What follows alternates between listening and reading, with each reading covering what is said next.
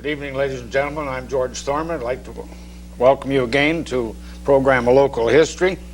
My guest this evening is a man very well known in St. Thomas for all the work he's done in many fields, and at present he's the Industrial Commissioner of St. Thomas. Shine, I'd like to welcome you to the program. And thank you very much, George. And I think what we'll do, Shine, is just go in chronological order. And you were born in St. Thomas? Yes, sir. And you've nearly always lived in the Lyndhurst area, or no? I was raised in the Heights area, and since I've been married and lived in the Locks area. In the Locks area, and you had a long association with one of the earliest industries in St. Thomas, the Canada Vitrified. Yes, I was fortunate enough to work 31 years for the Canada Vitrified. I went there in '35, and then of course I quit in was it '66? Yeah. Went through several managers, I suppose, and I might say that watched it grow from a small industry up to a relatively large one. I'm sure, Shine, that a lot of people don't even know what Canada Vitrified makes. What do they? Oh, well, they make vitrified tile and flue lining, and we used to make wall coping for the go on top of buildings, but we don't do that anymore.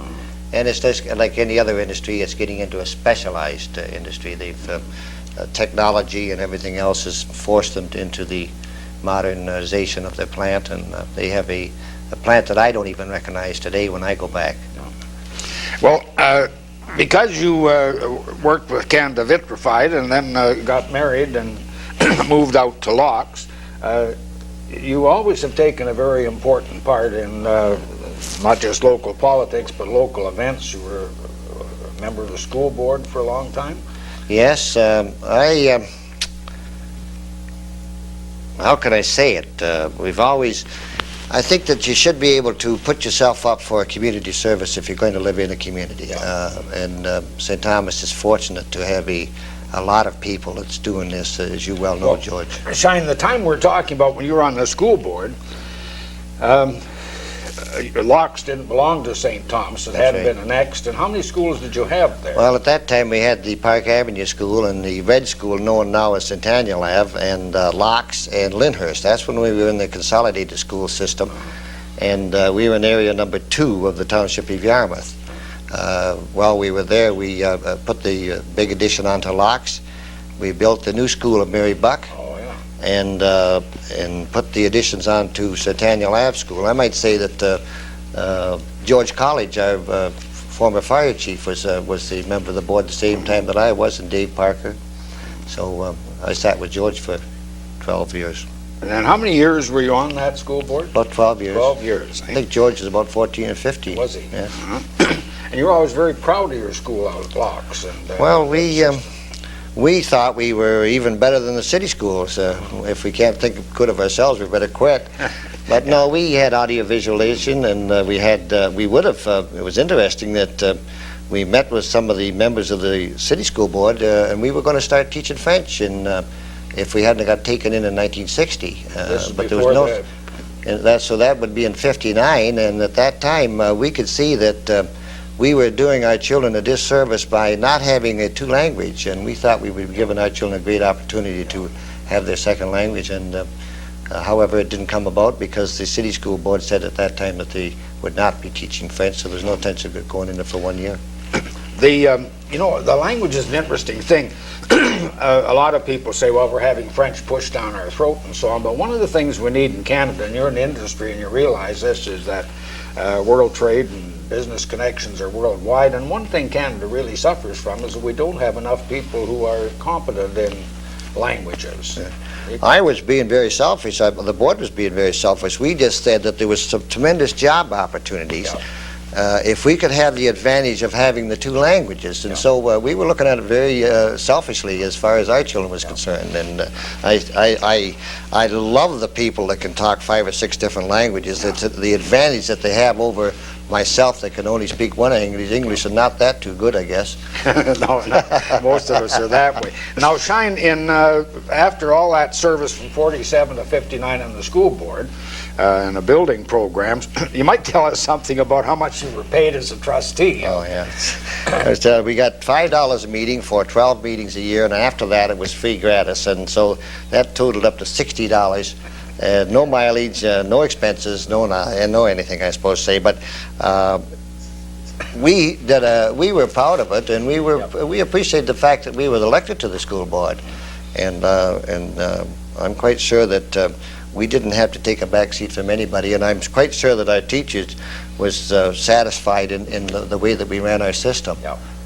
We were quite proud of it, and they were proud to work for us. So you've got $60 a year for your honorarium, as they called it in those days, and you'd probably have perhaps 40 meetings a year. Oh, yes. Well, especially if you had building programs. when you're building schools, you know what it takes, George. Yes. It takes a lot of light work, and those days, you had to get into it more than what you have to today, because we didn't have the personnel to do it. In other words, didn't have any superintendent? That's right. No. This was the supervision was done by the members of the school board. Well, sometimes I think we've gone too far the other way, and everybody says, well, we're handling a big budget, we should be getting a big salary as a member of the board or an alderman or something. And it wasn't too many years ago that it didn't pay you. You never made anything really out of being on the council or the school board. It was really just a sacrifice of your time and effort, wasn't it? Yes, and it's been proven throughout my life, and I'm glad to say it, that most members of any organization don't realize that the part that the women, their wives play in it, and their children play in it. And if I've done one thing in my lifetime, it's the fact that if I couldn't have done anything unless it had been for my wife and my kids. Yeah, my wife practically raised my kids because I was into so many things. I don't know, you take it because there's a job to be done, I suppose, but you also got to have a good team to work with, and you also got to have you want to do it, or else you wouldn't do it. I have a feeling that you never have any bad politicians, you just have some that's better than others, I guess. Yeah, I don't know what category I fit into, but I suppose so. Well, and after the school board, in '59, you ran for the Yarmouth Township Council. That's right. And then 1960 came along, and that was the year of annexation. That's right. St. Thomas took it over. And then because of the annexation, there was an election coming up in December of 1960. So you ran for the... I ran to seek a post as an alderman. And this was I think one of the first that was allowed, because we wouldn't, I think the Ontario Municipal Board decided that because we would be going, actually these people in the Heights and Locks would be going without representation or a chance of a representation. For 2 years they allowed anyone in the annexed areas to run in the December election. So I was really on two boards at the same time. I was elected to the city council to take over January the 1st, and I was serving, I only had one term on township council because you're being annexed. So. And then you also ran the elections of 1962 and That's right. 64 and 66. That's right. Well, no, because in '66 I went. Right, I will come to that. Now, one of the things that's always interested me about that area out there, even though it was annexed by the city, Locks Community Association has always had a tremendous elan and spirit, and always running a project. Now, could you tell us something? You've always been associated with that, Shine, and yes. Could you tell us something about the organization of that? All right, it started. It was really a protest group. It was started at the time when Mr. Dave Winters wanted to put a salvage yard out in the lot there at the corner of Inkerman and Hammond and Patricia. And we have to give credit to three men and their wives in particular. It was Mr. Tom Bullock that still lives on Balaclava Street, Mr. Small that donated the playground to Locks lived on the corner of Hammond and Balaclava. He's dead now, and Mr. Del Avery. And these were the three men that started it, and they got the rest of us together, and we stopped the salvage yard. We're glad to say, and as history proved out, we were right. And then they decided that that a protest group never lives very long. You have to have an object, and you have to do good for others, and you have to do something constructive, or your organization is not. I've never seen a protest group live very long, George, unless they change their system of doing good for the community, or for their country, or for someone else. I don't think you can ever have any organization that can be in for personal gain. And I think this is the history of Loxwood. They've been successful in doing things for others, even though we weren't in the city, but we still supported the city projects.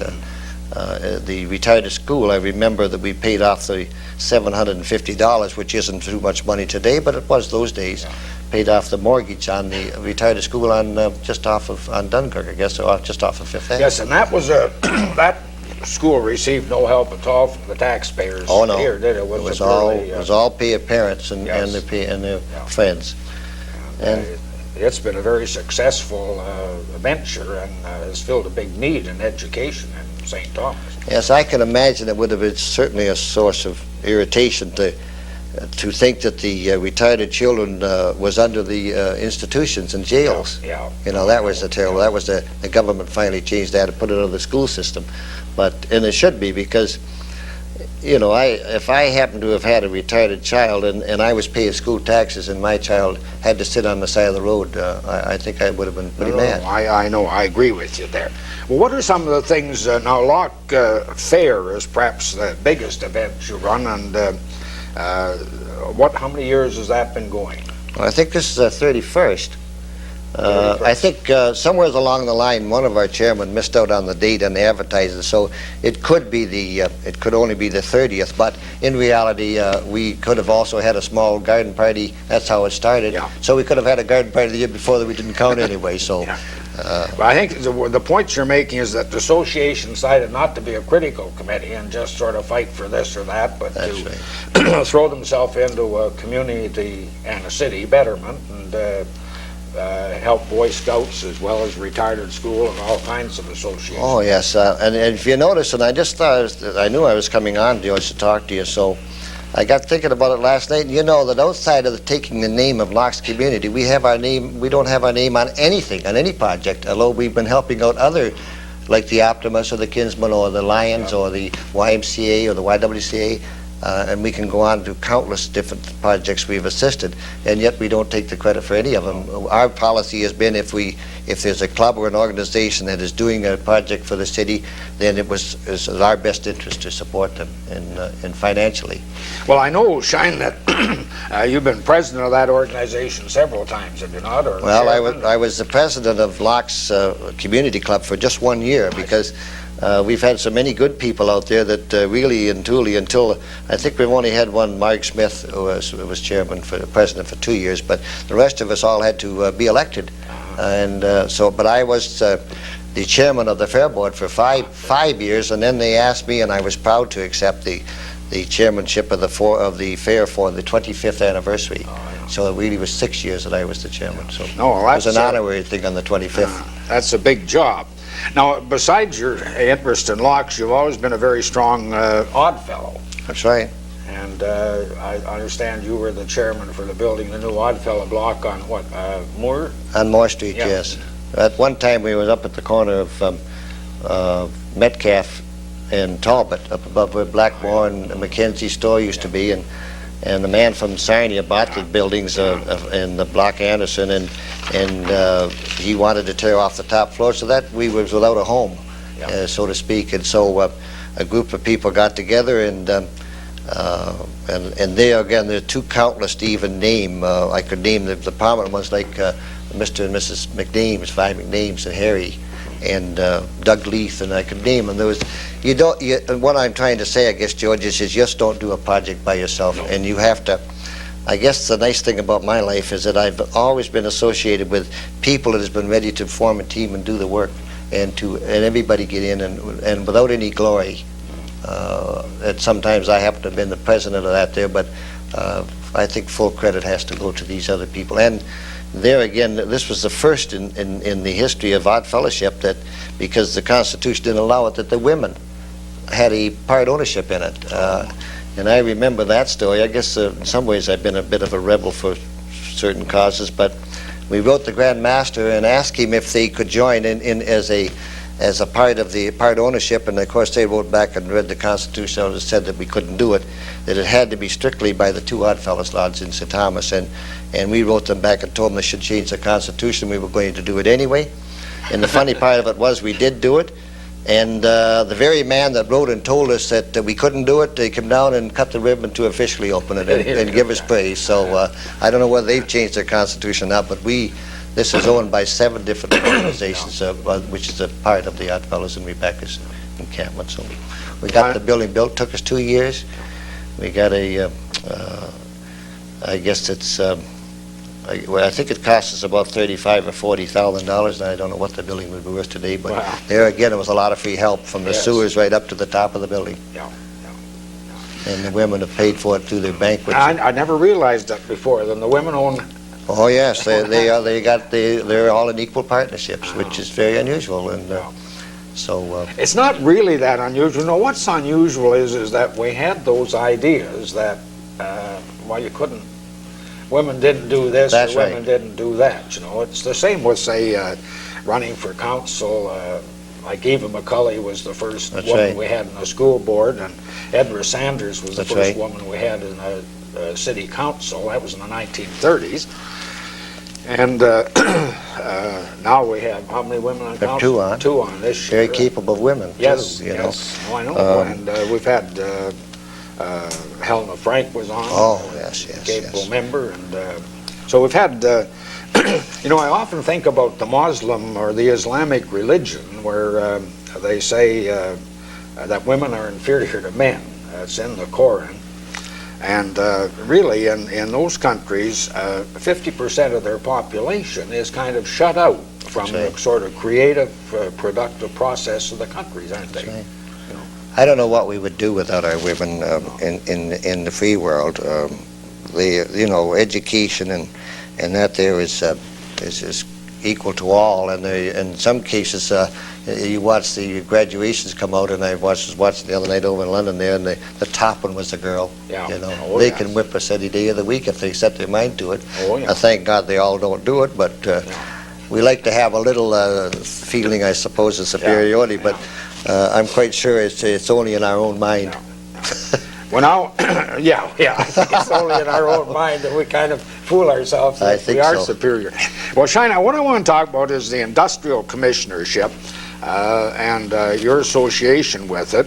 But I want to go back first to the early 1930s when in the middle of the Depression, and that council with Pete Lang and all those Duckworth, despite their terrible problems with relief and trying to help people with so many unemployed and no social programs we have now, decided that St. Thomas had to grow, that it couldn't be just a railway town dependent on the railway, and they hired the first industrial commissioner. That's right. That was a Mr. McNeil. Yes. I didn't know him, but I know. And then, of course, I guess he left in the early 1940s, and then during the war, everybody had jobs anyway during the war.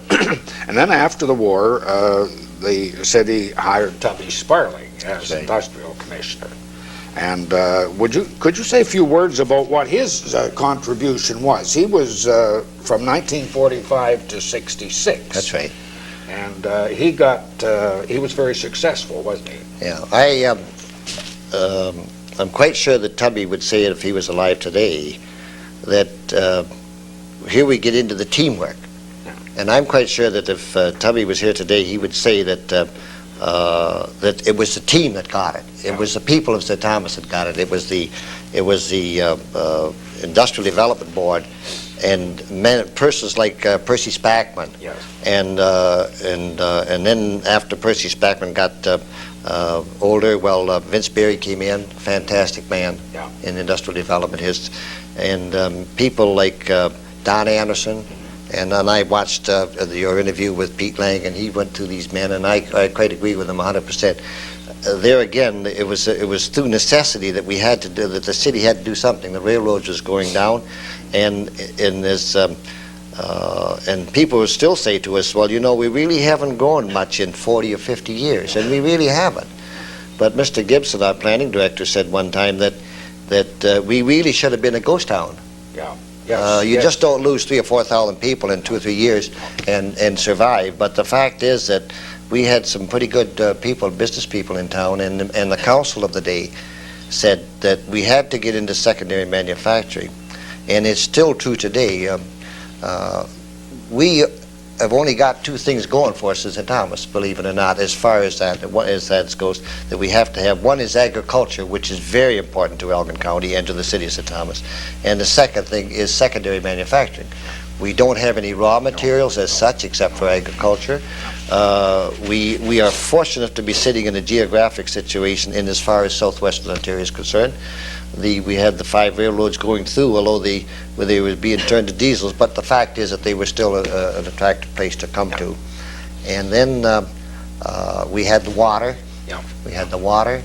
We had the hydro. We had the road system. And most important of all, we had the right climate for industry to look as far as labor is concerned. And let me tell you, this is a very important thing as far as industry is concerned. The personnel, you can buy all the machinery you want, but if you don't have the right kind of people to turn out the right kind of product, then your company isn't going to be with you very long. Sean, I'm going to go back for a minute to the point you raised about people saying, well, St. Thomas hasn't grown very much, and perhaps you should make it clear to our audience that when dieselization came and they closed the shops here, that eliminated, what, about 3,000-4,000 jobs in St. Thomas. And when Mr. Gibson said it should have been a ghost town, we should have been, because that would mean really that 3,000 or 4,000 people would have to leave St. Thomas, move their families somewhere else. But what happened is the growth of industry was just kind of slow enough and steady enough to absorb a great number of that 3,000 or 4,000 jobs that we lost on the railroad. Well, in my particular case, as you know, I have 6 brothers. Well, one, I've only got 5 now because one died. But in that case, there was only 2 out of the 7 that stayed in St. Thomas. Young Mitch and myself, the youngest one, and myself. And the rest had to leave. And my whole generation had to leave St. Thomas. There wasn't any jobs available, and they left for other fields. And we are fortunate now that through industry that now we've got that changed around, and now people are coming into St. Thomas from other parts of the country. So it's been we've reversed that. Well then, Sean, I want to go to 1966. In those years, 63 and 64 and 65, St. Thomas seemed to have lost a lot of its upper bureaucracy. Their civil servants. Now, Mr. Gibson went to London, and Bill Vidler went to Elgin County. And Mr. Stokes went to St. Catharines. He was the first one that left. And Mr. Reed, who'd been the city clerk, went to Thunder Bay. And then the last big blow was Tubby Sparling. No, I think you got that reversed. I think Mr. Sparling went first, and then Mr. Reed. He went first, and then the others went, eh? And in other words, St. Thomas was sort of a training ground for civic officials there, and all of them bettered themselves somewhere else. Now, in '66, Mr. Sparling had been very successful industrial commissioner, went to London, and then the city council had to try and get a new industrial commissioner. Now, what did they do? You were on the council at the time. I was on the council as a board, and we appointed a committee, of which I was not one of them. I think Mayor Rice was or at least Alderman Rice, I guess at that time, was the chairman of that committee. And they advertised, and I think they got down, I don't know how many people applied for the job, not too many, if I recall, after it was all done. But they cut down to 3 people, 1 from London and 2 from St. Thomas, and I really wasn't satisfied as a director of the board on the people that they selected, and I suggested that we advertise, or as some industries do, go and find out a man that we wanted and buy him and get him and steal him from some other municipality. However, they decided that they wouldn't do that, and so I just made the casual remark that I said, well, I think I could do better than that. And these fellows we picked out, and Alderman Waite said, well, why don't you take the job? And I said, I'm not interested in taking the job. I'm quite satisfied at the Canada Vitrified. But however, they said, well, if you think you can do better, do it. Well, I had put my foot in my mouth, and I said, okay, I will. And I went home and told my wife, and I might say at the time she was really surprised and not that happy at that particular time. But, as it turned out, and as I mentioned the other day, it was not a unanimous vote. I'm proud to say, though, that 2 of the men that voted against me praised my actions after I got out of the job. I really shouldn't have been the industrial commissioner. and that's the truth. I might just I knew my city, I knew the bylaws, and I knew the industry, and I had fairly good relations with everyone. But I had never sold before. I had never been in a promotion game before, and I would have been quite happy to do what I suggested in the first place, to get someone else. But however, since I've taken on the job, I got it. I remember at the time when your appointment was announced, and I was with a group of people, and somebody said, for God's sakes, I hired Shine Palmer as industrial commissioner.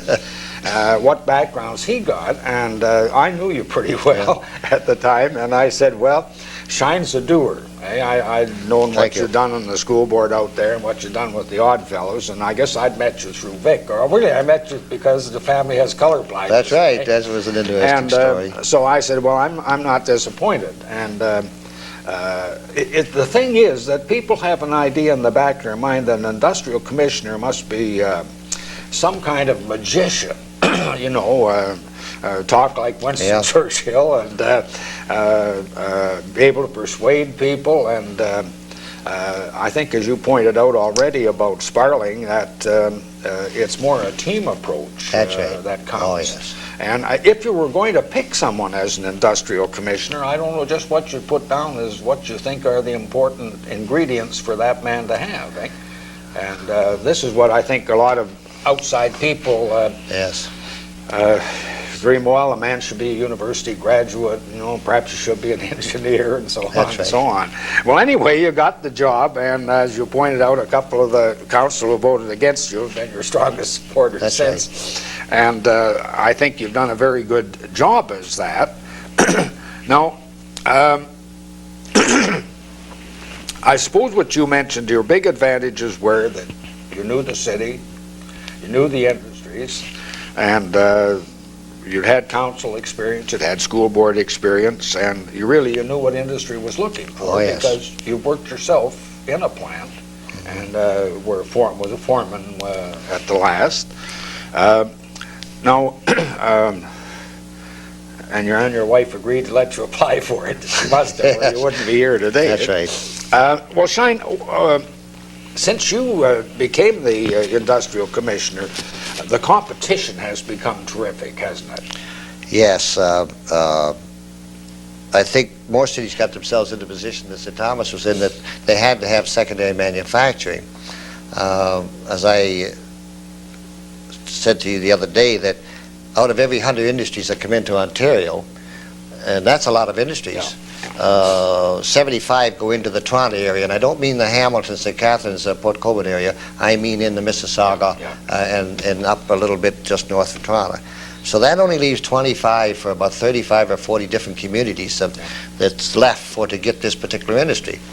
And I think St. Thomas has done well in two things. First, we've got a tremendously high caliber of industries. Our industries are second to none in the province or any other place, because they're just national and international companies, and we really should be really proud of them to drive out and have a look at them. And the funny part of it is that when you talk to people and you talk to their employees, and with very few exceptions, if you say, where do you work? And you say, well, I work at Canadian Timken or Clark or Essex International or what, and then they explain to you how good it is to work for them. On an they say, I'm quite sure they have their differences, but I'm talking individually, that they're talking, they say, this is a good company to work for. No, I think so. Now, Shine, what particular companies have you been instrumental since you've been industrial commissioner? Or let's say, what ones have come here since? All right, we were successful. Yeah, we were successful in getting the Brasscraft organization to come out of Detroit and out of Windsor, and of course then A. Showman Canada Limited came from Akron, Agrico out of Tulsa, Oklahoma.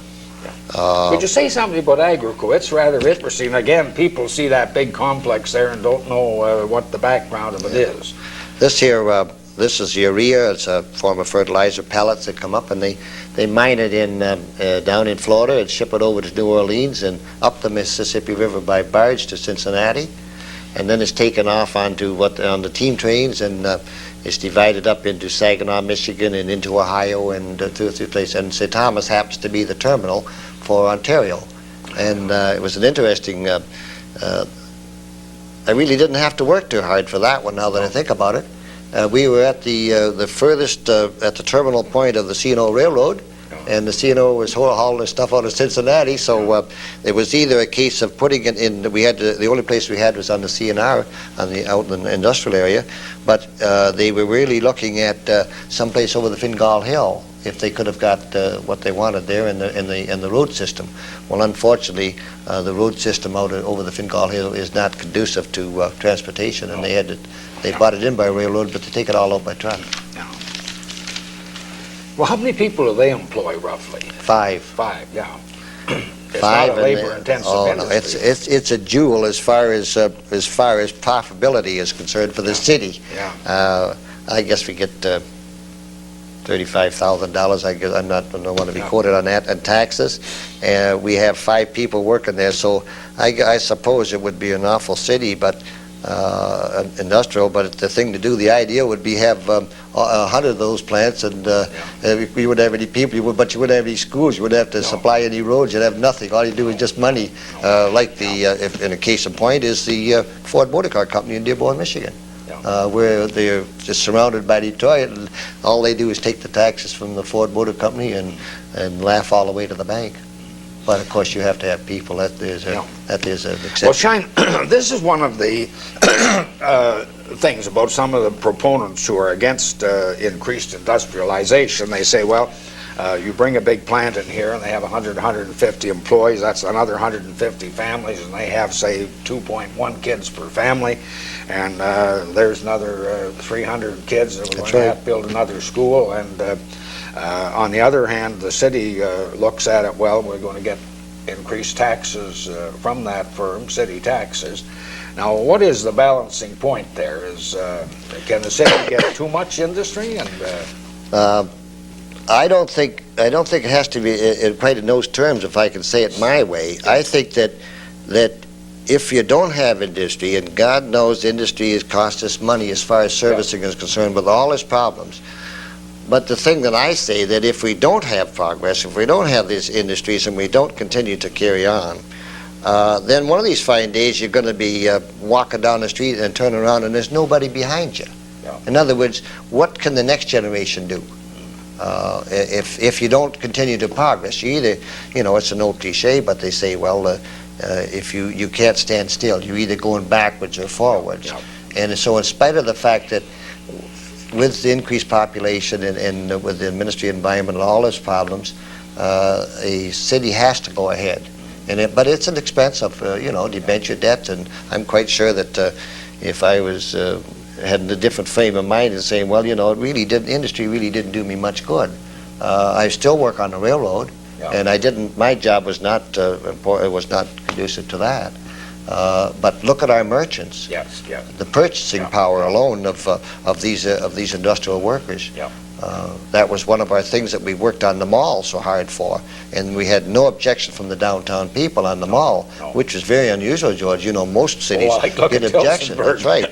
But what happened is we were losing, after getting the industries and the employees and their purchasing power, we were losing the estimated between $15 and $25 million a year to London. The merchants of St. Thomas are very smart people, and they decided that we should have them all, so that at least they have it in the area. And I think that was good thinking on their part. We got to be careful now that we don't get too big a mall that's going to hurt the downtown. But I think we had to have a mall, and the merchants agree with us. I guess it's inevitable. Wherever you go, you see them. But talking about industries, that makes me think of Fingal in the early days when it was really bigger than St. Thomas, and it had that big foundry, McPherson Glasgow, out there who made thrashing machines and all kinds of farm implements. Then the railway never went through it and didn't have the road connection, and then Fingal just, that company couldn't meet the competition of other companies, and it just disappeared, and Fingal, that might have been the leading city of... Well, I often wondered what would have happened to our city if we'd decided, our forefathers, and and had decided to go west instead of east over the Kettle Creek Valley. I mean, I think it was they just happened to come this way through Mr. Rapogee and these people that decided to develop on this side of the hill, but they could have gone the other way just as easy. Well, I think really that the city councils of the 1860s and 70s, early 70s, that really St. Thomas and Elgin was one of the most instrumental counties in getting the Canada Southern, which then was Michigan Central, New York Central, and so on, getting it to come here, and that's when our growth really started. That's right. And of course, Fingal wanted that railway to go through Fingal. Well, Shine, we were talking about some of the industries, the bigger ones. Now, how about, you mentioned Basscraft and Agrico and Schulman. Now, what about small industries? Well, at first, I think our success story has been is the expansion of the industries that came here in the last 20 years. I think most of them has at least doubled in size, and some of them is more than that. In the case of like Gorman Rupp, I think is about 3 times the size. Lorraine is at least 3 times. Clark Equipment has gone from up to around 400,000 square feet. But then we got into the situation where the promotion committee and the industrial board decided that we should open up a small lot subdivision. We was getting into a situation where small businesses wanted to come, and we didn't want to sell them, and they didn't need 10 to 20 acres. It was it wasn't efficient use of land. So we opened up the small lot subdivision. We filled it. We started the second one, which is around Spackman and Anderson and Sparling Boulevard, and then we got that filled with the exception of 1 lot, and then we opened up Berry Boulevard, which has got 15 lots in it. So, and Lang Boulevard, and so we got about 30, 35, 40 of These are small industries, 4 or 5 employees? Yes, sometimes up 10, 15. Some is only a 3-man operation. But when you total them together and you total up their assessment, I'm quite sure that when you total them up, then you got a fair-sized industry. Yes. And not only that, you got it diversified. And the successor of any industrial part of a city is the fact if you can get diversified, if you can keep away from being a one-industry town, which in the case of Oshawa, which is General Motors, St. Catharines, Ford is in Windsor, and Chrysler is in Windsor, and when they go down, boy, your council's in deep trouble, and the economy and the merchants are down. So this city has been real fortunate in getting as I mentioned before, the high-caliber industries, but also the diversified industries, from the pet products to the clay products to the heavy machinery to the auto parts manufacturing. And so I think this is what makes it good. Well, Shine, I noticed that you have you'd like every industry, that is in the city proper, and that's where they started, like Monarch Knit started right down there on the center of the residential area. And I see that they are moving out. A lot of these places are moving out to the industrial park, but perhaps people don't understand how fortunate St. Thomas was to have some far-sighted people who bought an industrial park site. Oh yes, when we go, this goes back, as we said, this is one of the cities that hired the first industrial commissioner I think Toronto had one or someplace like that. But you have to give credit to these councillors, even though they could see the handwriting on the wall, but they had enough initiative to decide to do it. I think this is where the credit has to go to them. But and as I said, we've had tremendous men over the years, and people that I've been associated in my 13 years. But it goes back longer before that, and the merchants have been one of our biggest supporters, our business people. And our industries, believe it or not, which is very unusual, our industries are our best supporters. And they know that we're going to take some of their employees. A new industry coming in is going to take a few of their employees, and generally some of the youngest, and maybe they're not their best, but close to the best. And so they know that, and yet they realize that the good of the community and being good corporate citizens, then they're our best supporters. In fact, Mr. Snyder, I can name you, Mr. Copeland, from both of them from Canadian Timken was directors. Mr. Rob McDonald used to be with Yeager and with Galleon, and right now we have Dale Thompson, been on quite a few years. Mr. Matt Fleming, tremendous man from Clevite and now Gould. So that these people have all been top industrialists, and yet they've sat on the board and actually went out and took time and money And in their case, their time is money. Oh, wow. Went to all over the bloody country to get them, to encourage them to come. Yeah. Bathurst was if I might mention Bathurst in particular, was a direct result of Mr. Smith, who used to be the manager of Clark, and Mr. Fleming, manager of Clevite, and Fred Green, Yeah. and Vince and Tubby. Yeah. And that four men, and that was supposed to go to London, and unfortunately they announced it ahead of time, and these people went down to Montreal and got the site. And in that particular case, Galleon had just bought 11 acres from us 6 months before, and Mr. Boyd, the manager of Galleon, said, if the city wants it, we'll sell it back to them for the same price. Yeah. Now, you don't get that cooperation in every municipality. There has to be a reason for it. And we got it back, and Bathurst said, you get us that site and we'll come. Yeah. And it sits there today as a Well, monument to these men. It's amazing, really. The thing depends. You have the land, Yeah. and industry coming really doesn't have to search around and make deals. And you sell the land to them at a reasonable price, and in some cases even we built a plant and sold them their first plant. I don't think, I don't know whether we've done that or not, but what we have done over the years is encourage a developer or a builder to build a plant and then have it ready for them. Yeah. I don't think the city as such, I guess if you go back to the, when Mr. Weatherhead came to town and he went up at the Esquire, and I think the city owned that for back taxes, and so that if you say that would be a case, that they could do it. And I don't know just what happened out at, whether the city owned the old Thomas House on there. I don't know. I couldn't tell you. But in any event, we didn't ever build. But what we do is, and this is part of the job, is in some cases you have to find financing for the smaller people. Yeah. You have to be their partner. Yeah. And I suppose in some cases, I'm quite sure that some of the administration or some people could say, well, Shine, you're really against us. You're not one of us. Well, in my particular case, I have to be on the side of the client. Yeah. The end result is what the city's interested in, and so the plant down there's a plant in Three Rivers or the plant in St. Thomas, and in spite of what some people say, we were fortunate enough to have them, and they're up around 165, and they've been as steady as a rock throughout the years, ever since 1890 or 1900. No, that's a long, really one of our oldest industrials. Yeah, as steady as a rock. Of a big company, and it's had a lot of different names. Another one is Elgin Handles, Erie Iron, but I say to, people say to me that Elgin Handles in the wrong place, and I guess it is. But I say thank God for Elgin Handles. They are able to use the people that maybe some of the other industries wouldn't use. Yeah. And you've never heard any problem from Elgin Handles. No.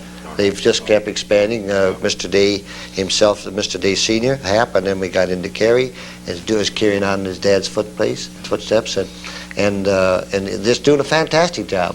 Oh no, I'm very interested in Elgin Handles. So that I'm just saying that we're fortunate that we can have these industries in here that will take care of some of it. If they didn't, what we would do with them? Well, they would end up as caretakers or whatever. But now these people are not—they're not asking for any welfare. They're doing their job to support their family. No, I know. And so, well, they may not have the greatness of Timken or Clark or whatever, but they're there. And some of our smaller industries have been carrying on for a good many years, and you never hear from them year in and year out. They pay their advertisement in the Times Journal, and don't ask for too much praise. Like Erie Iron, for instance, another one that has a long history. Fantastic. Yeah. Shine, one of the things we pointed out that the industrial areas on the east end of town, and you were making a statement the other day that the geographic center of St. Thomas is where? It was right down, it's just opposite 4th Ave. On Wellington, on the north side of Wellington. It's not only geographically, but it's population. I think the population center is down about a block south of 4th Ave, on 4th Ave of Wellington Street. I think and I don't want to, you don't get me for exact figures, I'm not Pete lying, but I think we got about 2,700 in the northwest. We got about 4,500, 4,700 in the southwest. We got about 7,000 some up in the northeast, and we have over 14,000 in the southeast. Yeah. So as you can see that because it was a natural thing to do, and it seemed to be the easiest thing to do, was to go to the southeast, and then we got some to the northeast. But what we're saying is that that this is what's hard in trying to keep the downtown alive. Yeah. If the center city should be in the city hall, I'm not saying it has to be, but there should be a center city, and it was at one time. It was at one time, and the councils over the time has continually moved with the city. In other words, as you remember, and I've heard you speak on it, that the city hall was up at the top of the hill. It was up on William Street. Stanley? Yeah. Yes. And then when the shops came down at the east end, and we got population out around Wilson Ave and out around Forest Ave and Inkerman Street and Balaclava, then the council, after an awful fight, but they finally decided to put the city hall back in Center City. Yeah. Well, unfortunately, so what I'm saying is that we've got to stop using the valley as a barrier, Yeah. it's more of a psychologically barrier, because pollution-wise and sewer-wise, we can drain down that easier than we can pump from the east end. Yeah, I'll interrupt there, man. China, I walked over that bridge the other day, the Michigan Central Bridge. I couldn't call it the Michigan Central. Yeah, so do I. But, and you know, if you stood on the east end of that bridge and you take a picture looking west of St. Thomas, there wouldn't be any difference in that picture between now and 100 and 150 years ago, because there were a few more houses there then down in the valley, but we never have developed that. And as you say, the growth has gone in the easy direction, east and south. And I'm interested in the point you're making, that we've got to stop thinking of that valley as a barrier.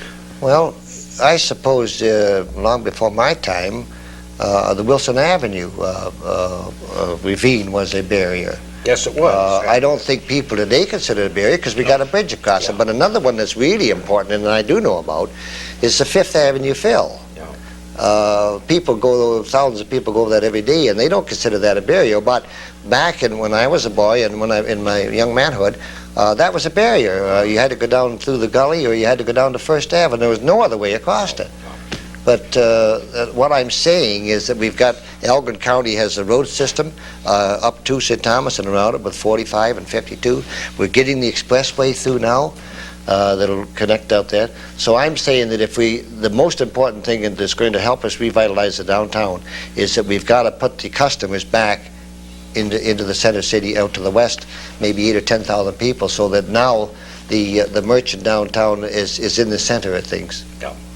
Now you can either do that, or you can build 40 or 50 high rises and put the same number of populations, and that's not all bad either, except we're still faced with the fact that the valley is there, and I'm quite sure it was in some cities. Yeah. So you think of St. Thomas in the future then as going to have to move westward, and there's lots of flat land straight west on that Thingall Road, and we're close to the sewage plant, and just a matter of putting water out there, and certainly be a lovely place to live, and it'll just be residential.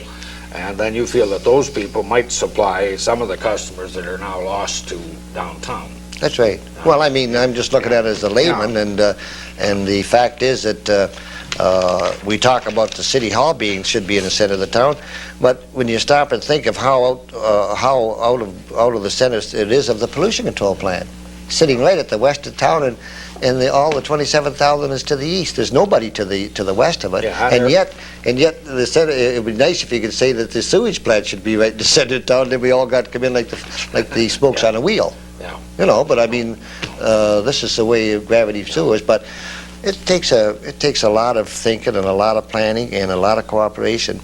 But I'm saying that I don't think we can afford the spread, because if you go out and look at the high land just this side of Centennial Ave, now we're going downhill on that, see, so that we're going to be no more gravity sewer systems into the city. So the result is that now we're going to have to get into pumping stations, or somewhat I don't know what the answer to that is.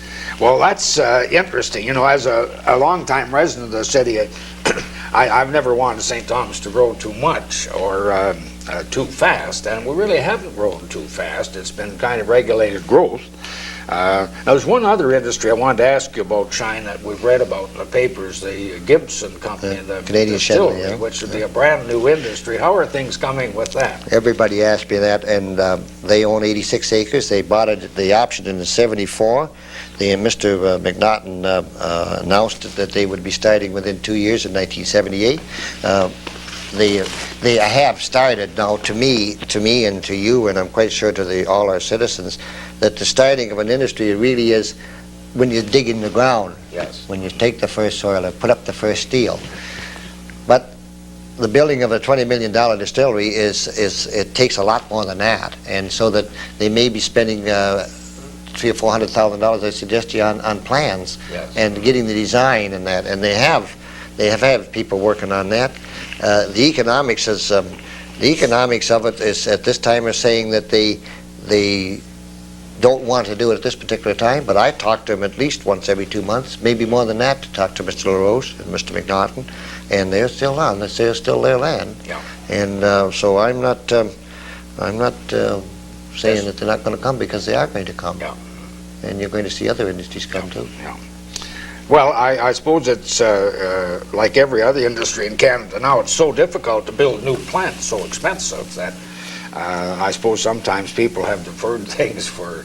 It's much easier to buy an asset that is built. We're in a funny situation. There's so many takeovers in Canada right now, and because people are buying the assets of another company. But to start out now and build a plant like Timken or Clevite going to cost an awful lot of money. You're up $35, $40 a foot, square foot. Yeah. The thing that we do have, though, and I give credit to full marks to this people that I'm talking about, the team. We have ourselves protected so that there's no more Richier property deal whereby that they came in and bought 70 acres and kept it and didn't do anything with the land and then sold it at a profit. The Canadian Shenny people have 10 years to do what they say they're going to do, or we buy they have to sell the property back to us at the 15% less than what they paid for it. Oh, yeah. So, and by the way, too, it may be interesting that we made a deal with Mr. McNaughton whereby that they rent the city back, rent the 86 acres back to the city, and we in turn rent it out at so much money an acre to the farmers. The Shenley people pay their taxes on the property, and we rent the house out. So I think overall we get about $6,000 or $7,000 a year out of Shenley's, and we've got the right to buy it back. So Shine, we don't have too many more minutes here. I'd just like to ask you, we have 1,700 acres in the industrial area. How much do we have left for development? Well, we inside the city, because we own 50 acres outside the city, we have about 180 acres. 180 acres of fully serviced land. Yeah. And then there's private that owns about, I guess, about 60 or 70. We just bought 45 acres of the Vanderwees property, so we're in good shape inventory-wise, just about where I want it. I just wanted to show a couple of pictures here that you brought along, if we can get them. These are about 1949. And this shows that industrial area is a little empty. Of course, now yeah, this is looking at it from the CPR looking east on Talbot Street. It shows the old overhead bridge, the first overhead bridge there at Burwell. This is Burwell Ave going along here. You got to watch your okay. So this is the Clevite plant. This is the Galleon plant, and it used to be the area iron. This little one here is the start of the. I think they already put a first edition on the Harts Mountain. And that's a really big and plant. now it's now we're way out as far as we're right out to the city limits, which is a whole concession to the north instead of just being on Talbot Street. And Shine, in this has got a picture of your house when you lived in. Yeah, and that particular picture, the house here is where I was. I wasn't born, but I was raised there. And then in the next picture, it shows the same area. Yeah, the house has been raised here. But we're looking at it from the east now. The other picture came from the west. Yeah. This is the old crossover over the Michigan Central, as you call it, and Penn Central, or whatever you want to call it. And this is all changed, and so this is looking at it. And the house is gone now, so it was about a year later, and Clevite has got their lawn all seeded, so it was about a year's time. So. And just one other, because this is in color, this is just a page from the new brochure that the Industrial Commission has put out, and these are sort of all the names of present industries we have. And I'd like to suggest... Some of them have to be changed, sir. You know, Right? this here Clevite is Gould now, so... Yes, Clevite's Gould. I'd like to suggest to anybody that watching this that take a drive out in the industrial area. It's really a shocker when you go and realize how much expansion there's been and how many buildings there are and how many plants that you probably never heard of. And so I hope, Shine, that you'll be able to keep on and that the city will be successful in its slow and steady growth. And Pete Lang, you know, and God knows Pete knows everything, you know, and he was the first president of the Industrial Corporation. He chartered it. And he went with me one day, and he was astonished himself at what was out there. And Pete has kept pretty well abreast of just about everything in the city, but he was surprised. I'm going to close on this note, Shine, because I think it's kind of a cute story. Everybody thinks an industrial commissioner is a man who just sits there and plans and makes contacts with presidents here and there and all this kind of thing. And I was sitting in your office the other day, and talking to you, and somebody phones up from one of the industries, and they wanted a phone number of an apartment building. Right. And I kind of thought, my God, that's kind of strange. Right. But the point you're making is that you're really the liaison man. I hope so. And if I've done anything, and I'm going to continue to do, then my job is to, my job as I see it, is to serve our industries, and to serve them no matter whether it's a big thing or a small thing, and to assist the planning board and the council and that there in any way, shape, or form. I don't think that to do straight industrial promotion work, then I think the city would be shortchanged. I don't think we can do it. And I'm going to close on just one point, Shine. The point I'm making is that the industrial commissioner is a liaison man, and that's terribly important because that's ongoing day by day. And the other thing is he's responsible for trying to get new industries and encourage them to come here. And another point you made the other day is that perhaps the most important people in St. Thomas are not you or the city council, but the service station operators, the waitresses in hotels when somebody comes to town, the reception they get, how they're treated, is one of those little intangible things that makes a big difference. It may be it may be either whether the people going through likes the city, or they drive away another 5 miles an hour faster. Yes. Or a storekeeper, or that there. Now, Shine, I'm going to have to wind this up. I'd like to remind our viewers that this program will be shown tomorrow at 2:30 and Friday at 2 o'clock. And Shine, thank you very much for your help, and best of luck to you and your job. You've had it for quite a while now, 13 years, and have been quite successful, and I hope you continue to have success. Thank you very much for watching, and good evening.